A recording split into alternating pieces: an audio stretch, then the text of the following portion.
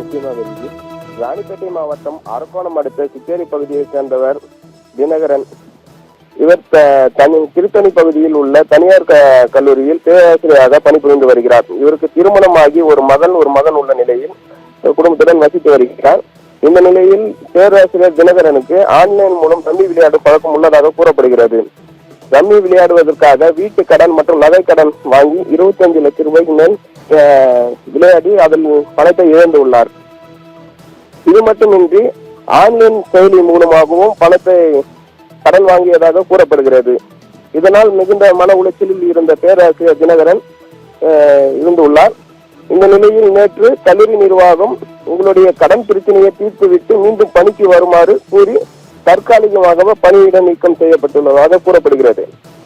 இதனால் மிகுந்த மன உளைச்சல் அடைந்த தினகரன் சிச்சேரி ரயில் முன்பு பாய்ந்து தற்கொலை செய்து கொண்டவர்.